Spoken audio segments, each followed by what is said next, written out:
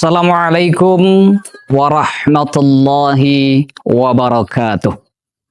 Alhamdulillah, alhamdulillahilladzi amarana bil'aitisam bihablillah. Asyhadu an la ilaha illallah wahdahu la syarikalah. Wa asyhadu anna Muhammadan abduhu wa rasuluhu la nabiyya ba'dah. Allahumma salli wa sallim ala sayyidina wa maulana Muhammadin wa ala alihi wa ashabihi rasulillahi ajma'in. Faqala Allah Ta'ala fil Qur'anil Azim, a'udzu billahi minasy syaithanir rajim. Bismillahirrahmanirrahim. Wa idza qala rabbuka lil malaikah inni khaliqun basyarah al-ayah. Hadirin jamaah dakwah bil hikmah yang dimuliakan Allah Subhanahu wa taala. Pertama, tentu kita merenungi apakah pergantian hari kepada minggu, kemudian minggu pun berganti bulan, atau bahkan bulan pun berganti tahun.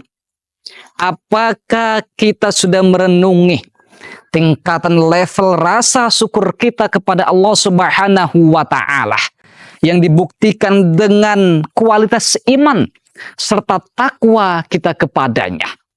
Maka dengan demikian manusia selalu memposisikan dirinya sebagai hamba yang tak berdaya. Manusia menjadi hamba yang tak berdaya apabila tidak ditolong, tidak diberikan kesempatan, kesehatan yang Allah berikan kepada mereka. Mereka menyadari, manusia menyadari akan keterlibatan Allah Subhanahu wa taala dalam hidup mereka. Sehingga kalaulah memposisikan sebagai hamba yang tak berdaya, maka segala sesuatu nikmat yang Allah berikan kepadanya, baik itu yang besar, bahkan yang kecil sekalipun, akan tetap disyukurinya. Kemudian, salawat berangkaikan salam.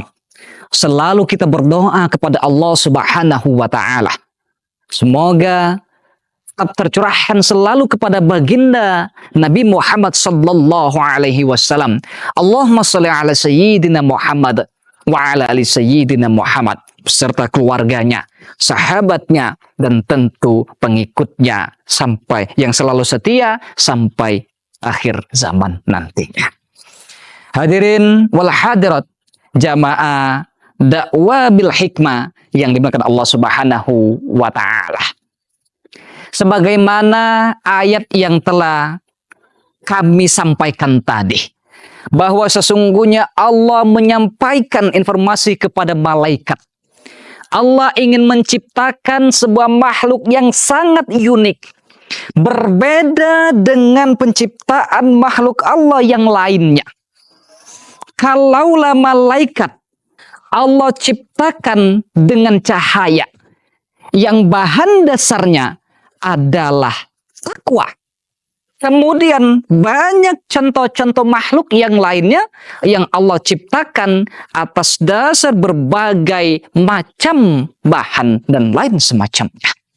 Maka Allah ingin menciptakan manusia ke dalam bahan yang sangat luar biasa. Basyara, gabungan antara takwa dan juga nafsu. Mari kita mencoba untuk mencerna terlebih dahulu.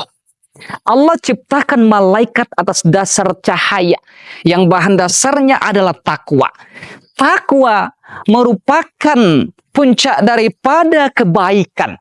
Maka apabila manusia selalu menanamkan kebaikan-kebaikan serta ketakwaan di dalam diri mereka, maka tidak ada kesempatan untuk melakukan perbuatan tercela. Itulah yang dilakukan oleh malaikat karena tidak ada nafsu di dalam diri mereka. Hanya ada takwa di dalam diri mereka, tidak ada celah atau bahkan ditutup kesempatannya untuk melakukan sesuatu yang dilarang oleh Allah Subhanahu wa taala. La ya'sunallaha ma amarahum. Tidak ada kesempatan bagi malaikat untuk melakukan atau bahkan mengingkari apa yang Allah perintahkan kepadanya. Kalau kita memberikan analogi, misalkan malaikat Jibril yang diberikan kesempatan oleh Allah untuk membawa wahyu yang akan disampaikan kepada baginda Rasulullah Sallallahu Alaihi Wasallam.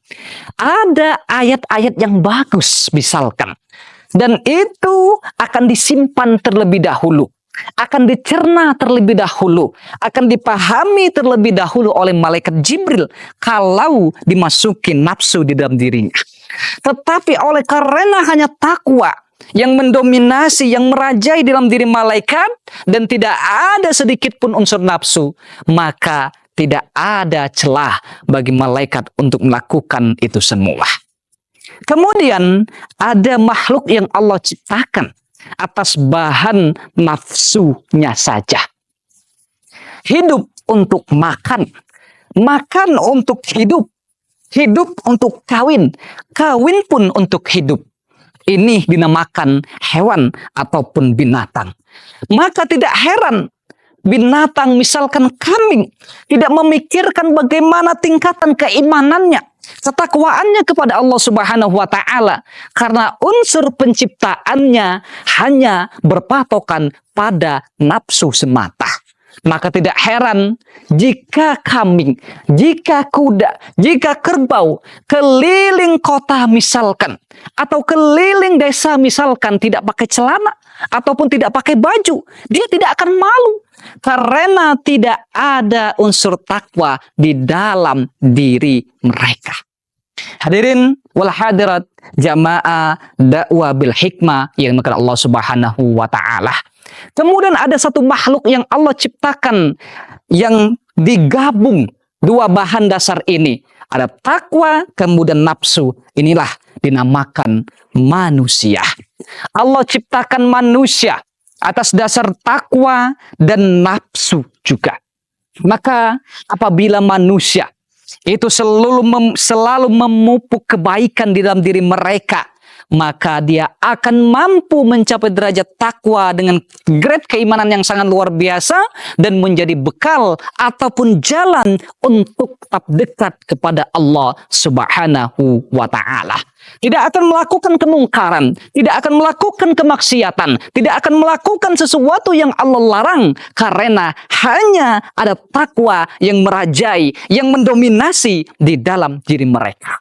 Tetapi apabila nafsu yang mendominasi dalam manusia, maka kerusakan, kejahatan, kemaksiatan selalu dia lakukan tanpa menyadari efek ataupun dampak kedepannya fit dunya wal akhirah nantinya. Na'udzubillahi min dzalik.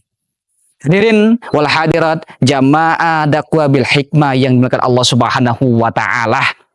Ini merupakan perenungan bagi kita terhadap menjalani kehidupan yang sangat singkat ini.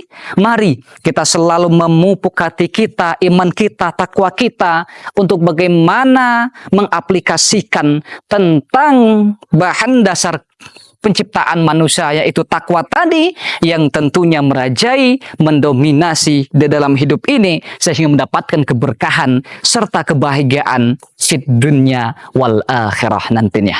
Demikianlah yang dapat kami sampaikan. Semoga ada manfaatnya. Wassalamualaikum warahmatullahi wabarakatuh.